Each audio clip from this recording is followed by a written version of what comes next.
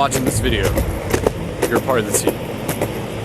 You're a part of the people who want to see a brighter future for everyone. You're a part of the people who are here to bring more love into this world. You are a part of the shift. You are the change that you're choosing to be. So if you are on this team, then consider this an invitation. This website, this project, this is something that you and anyone else is welcome to become involved with.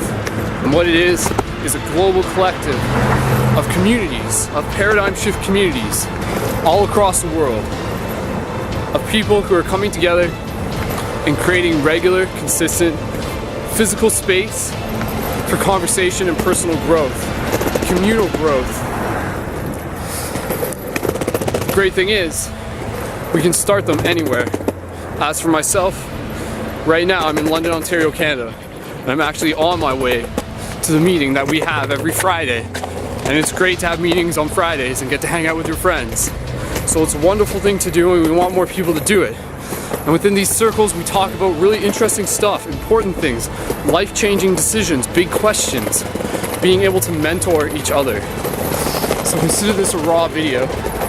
Also consider this just an introduction to myself, just from me to you, if we have not already met, in the website, and also the community that I'm going to be walking up into in the next couple seconds. So remember, the shift is us. Everything you need is in this website. Listen to the radio show. That's where we sync up weekly and we talk about great things. We also want people to get involved because they're involved. They're my best friends. Hey guys. And we want people to make videos, and that's why we have the new video inspiration station through the website.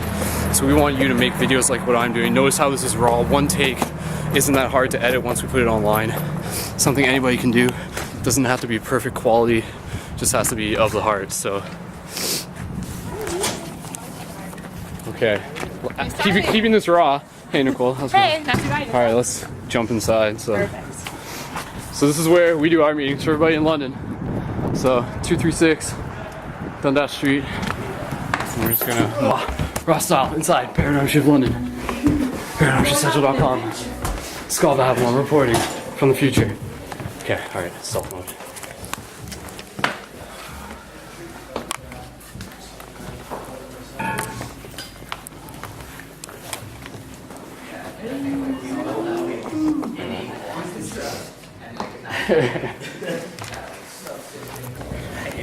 The journey is not possible with just one side.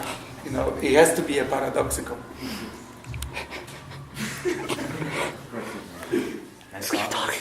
Yeah, man. Yeah, I did. Hi guys. So this was my spontaneous idea to introduce everyone here to what we got going on and all the awesome people here. So simple introduction is just like an open discussion circle, simple rules. Put your hand out when you have something to add. And everybody here, there's a lot of awesome faces here and some new faces here, and it's always great to get new faces out. So what I would like is for you guys to just continue any conversation or bring me up to speed or yeah. Just continue, man. No, I'm sure you got something to say. We were talking some really interesting things. First about how the Masons have a lot of control over this area in interesting ways that another man over there dressed up in a crazy costume was talking about. Oh my We're goodness. also talking about the comet that's nearing Earth. Ison. And we were just talking about... That's new.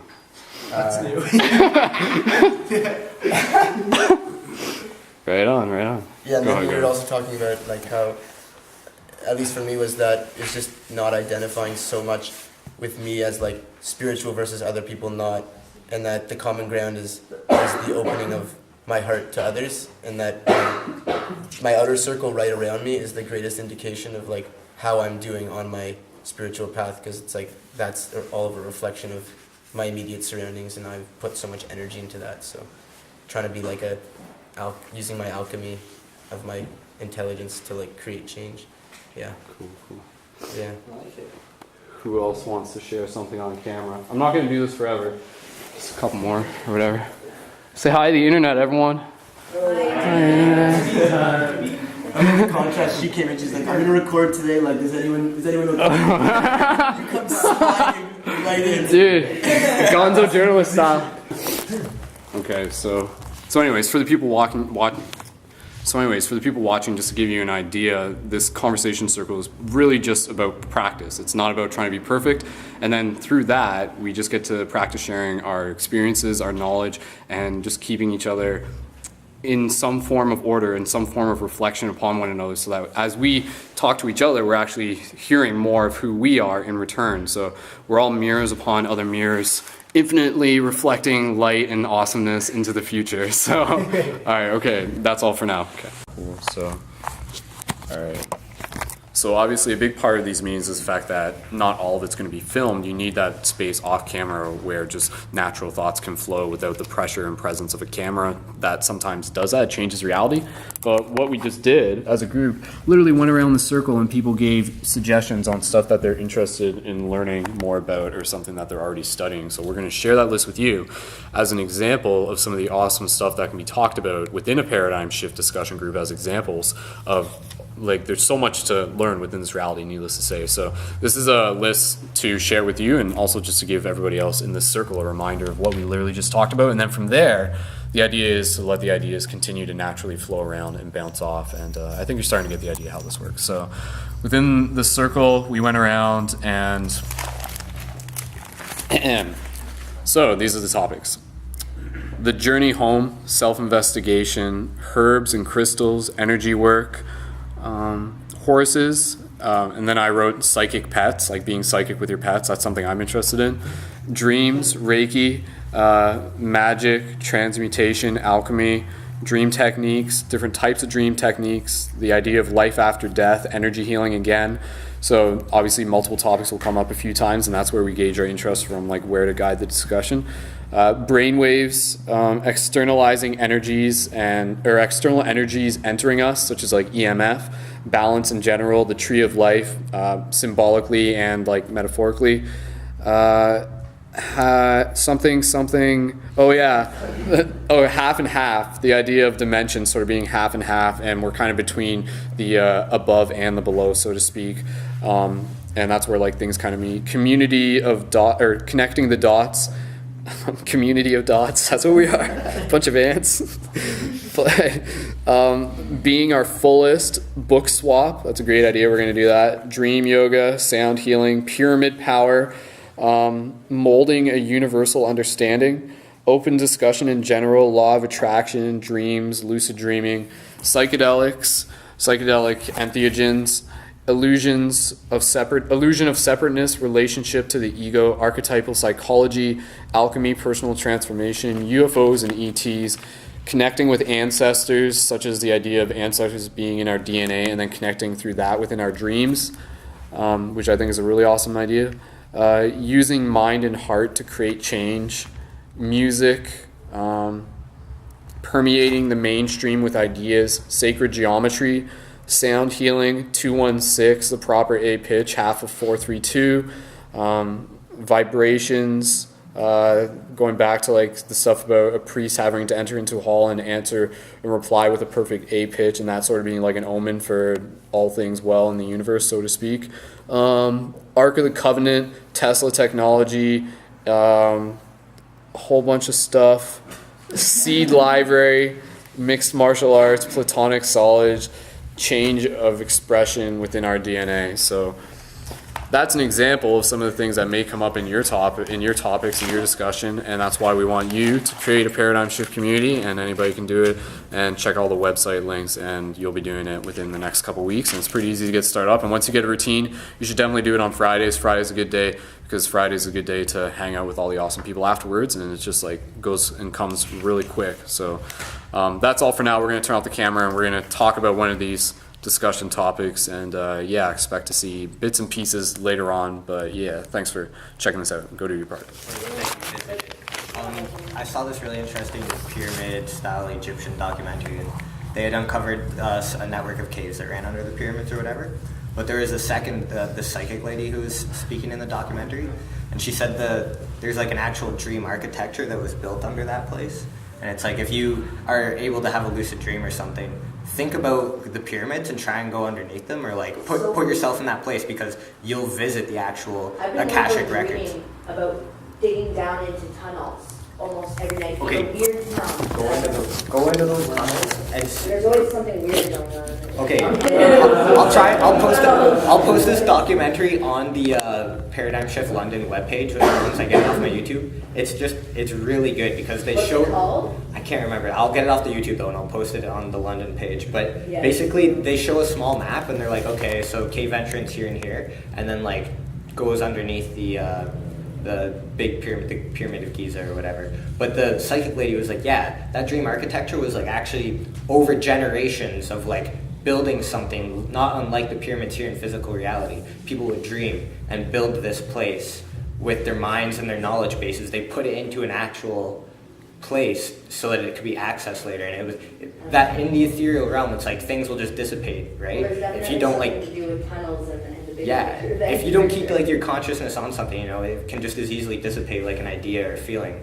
And sure, everything's always there, but it's in that like kind of floating, inaccessible space. So by having many people consciously affect one place, they're able to kind of like solidify it in the dream world. And it's like that, the Akashic record is like a real library in a way. It felt pretty real. That's a real one. Yeah. It's real. I'd like to just like present a concept that relates to what things you guys are talking about. And that's the idea that the object, and the object could be your physical body that your soul is living in. It could be your soul that travels from place to place. Could be the dream space that you're seeing. The object that the sensory organ perceives produces the sensation, not the sensory organ. So it's kind of like a reverse way of looking at things. We normally look at things and we think, oh, this thing is happening to me, this thing is part of my life, it's a projection of me, it is me, you know. This dream must have something to do with me or some person somewhere. Or my life even is me, and my life is, I have this ownership over it, that I am the thing in there, but it's, I'm not sure if you guys are familiar with Ken Wilber, who talks about this a lot, where you're the sensory organ perceiving it, and it's not really there. We're not really here to understand your eyeballs and your sensations. You're here to understand. You're here to experience the object of whatever it is that's going on in your life. So, yeah, like I think that applies to when we're thinking about concepts of whether we, like what Bob was saying, it's a good point. It's like the soul, does it transmute from place to place to place? You know, does it have a continuing presence? Is it like a spearhead that gets picked up and put on a new arrow and shot off again? Does it have a really solid inner substance like that? Do dream worlds have a solid substance to them? I think the answer is yes, but even if that's true, they're still not yours. You know, they're still just you're the sensory organ, and the sensations that you experience of possession of those things, or even the experience of feeling that someone else possesses that. Oh, this is my ancestor's place. Someone else built this for me. A higher consciousness built this for me. Even that thing is still a sensory organ perceiving that world, you know, those objects. So I just like to look at things like that, I guess. You know, it's just something, I feel like it connects all we're talking about, because it's kind of like, no matter what it is, I think you can assume that there is some sort of structure to that, or else why would we be thinking about, why would we be so possessed by thinking about these things, and why would they connect with our sense of honesty? Like people like when they're feeling really honest and having a really open moment, all of a sudden they'll just realize that like, oh, there's just something very beyond me, or you know, they're able to let go of whatever the immediate and think of something super long term. You kind of see the structures of it there. But I guess when there's two different things that can be said about this perspective that could be gained from this perspective. One is that it doesn't matter what it is that your sensing has ownership, that you have ownership over, or curious about what the ownership of this other thing is that you're looking at, like whether it's a dream or some dream space or something like this, that we have this need to ascribe ownership over those things, but it's irrelevant.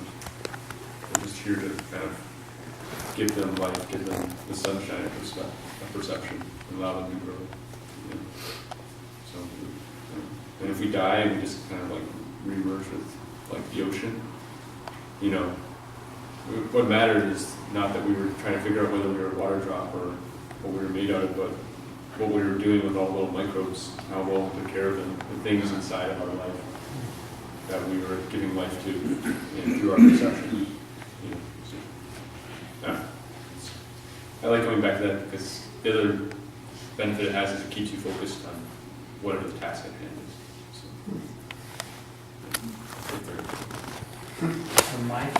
Does anybody pass me a pillow? Pillow? Can we pass a pillow? Sweater or pillow? Get ready for meditation / story time. So.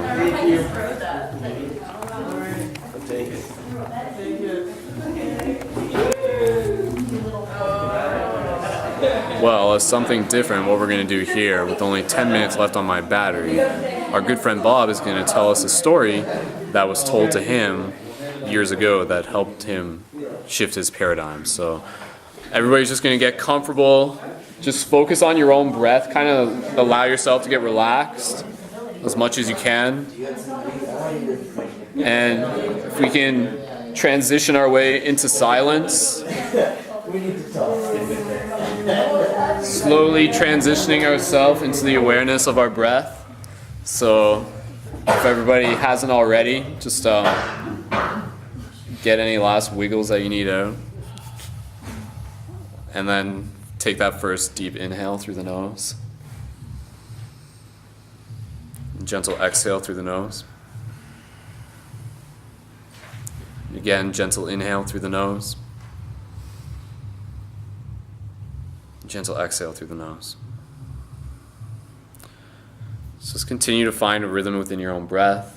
As you become more relaxed, you allow yourself to receive more of the wisdom being shared through the story that Bob is sharing with us. So I'm going to let Bob take it from here. And again, just continue to breathe. If you find that your mind begins to wander, use Bob's voice as the focal point to come back to. So Bob, it's all you from here.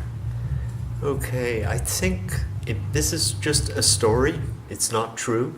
So far as I know, I think it's very unlikely, but it's true. So we're going to go back to the beginning, to the unity, before the Big Bang, in the Old Testament, before the creation, and we're going to think if the entire universe is compressed into one tiny point, then all the life energy, all the intelligence, whatever that is also compressed into that one point, also a unity. And it's at peace. It's just there. Nothing's happening. It's just at peace. And we're going to suppose that at some point a question arises. And once you've got a question, you no longer are completely at peace until you have an answer. And it's a problem because when you get the answer, it gives you a dozen or 100 or 1,000 more questions, and it's just a really slippery slope. The whole thing's over. And in Genesis, this would be the Garden of Eden, and you bite into the apple from the tree of knowledge, And that's where the question came in. That's the awareness. And I'm told that there's something in there that when they were cast out of the Garden of Eden, he gave them a coat of skins to keep them warm, which could be an analogy for becoming physical. So in order to return to the state of peace, the only way is to answer all the questions and experience all the experiences. And the easiest way to do that is to sort of break up into different parts. And I mean, we got all the time in the world, and we just go through all these different experiences, from the mayfly that lives its entire life in 24 hours to the redwoods that stand in one spot for thousands of years.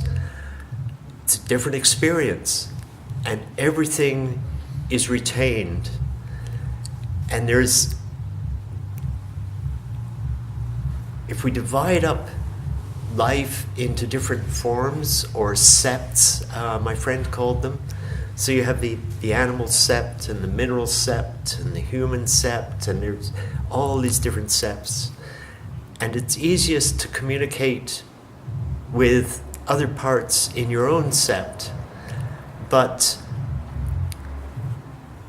if you can reach a point where you can communicate with other septs, and if you can get good enough at it, you can communicate with the entire life concept. And this is what we're doing. We're answering all the questions, experiencing all the experiences, until we can finally return to the state of peace. And there are connections. We sit in this room, the lights are dimmed, but the wires are connecting us to all the other buildings in the city, other buildings in the country.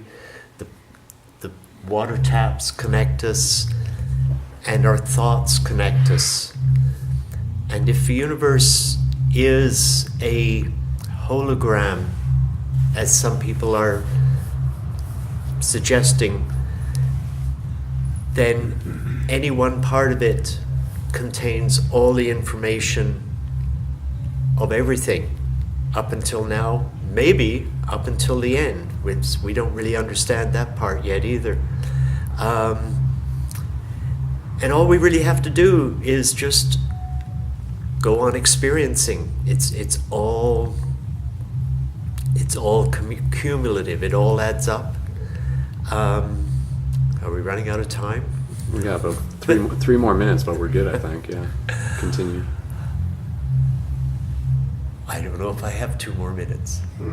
You have all the time you need. But I think I've just about summed up my story. So any closing thoughts then?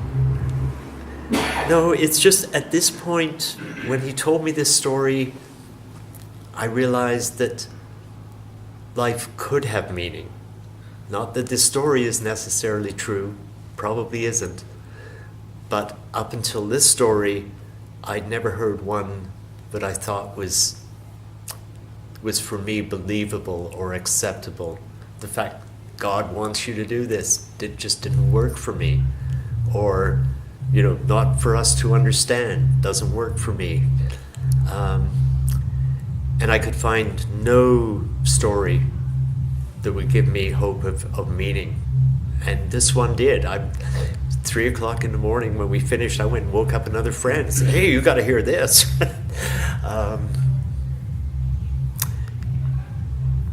It made it possible for me to continue, and made it reasonable for me to look for more meaning, to find more meaning for myself. Cool. And that's my story that my friend told me. Cool. Well, that's fun. So just keeping relatively calm within this moment, just reflecting on what Bob had shared with us here tonight.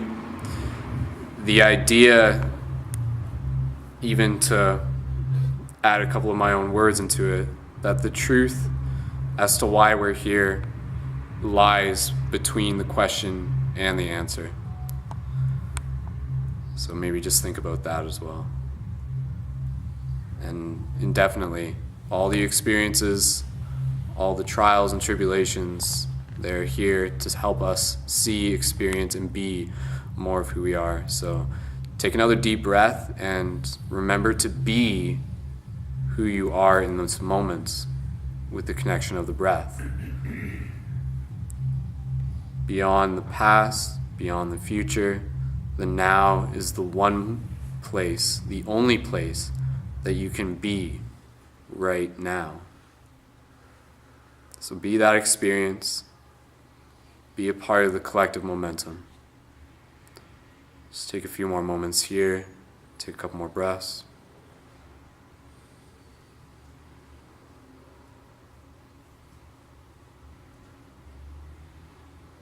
Just feeling, become aware of the subtle energy within you.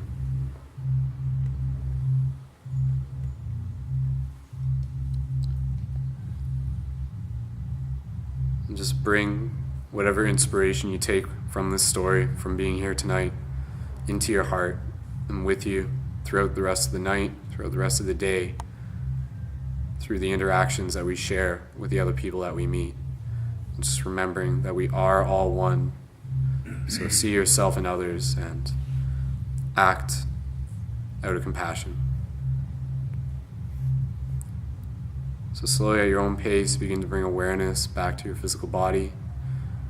Become aware of the ground underneath your feet. Slowly begin to move your toes. Move your fingers. And when you're ready, gently open your eyes and return your awareness to the room around you.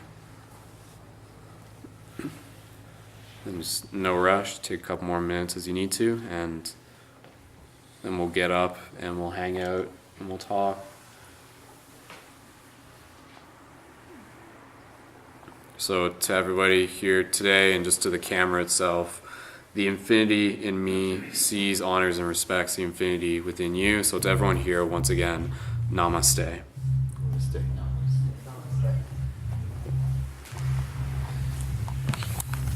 Peace and love. Thank you. Yes, good job, Bob. Thank you. Thank you. For me, it's metaphorically. It's so meta. We're so meta. Life's so meta. So meta right now. No, you can keep playing. Yeah, I mean, go ahead, familiarize yourself with it. So of course, here are the buttons. Get yourself some buttons. Give them to people. Build community. Change the world. Button revolution. Conscious dawn. One love.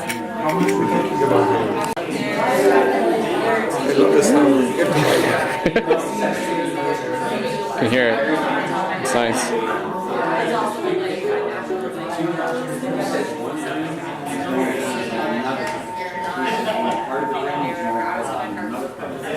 Hi, Jesse. How's it going? Good, man. Good meeting tonight? Yeah, it was. Kind of wondering what I missed the last few meetings, though. I saw that video online. I was like, man, I wish I was there for that talk. Like, looked like a good one.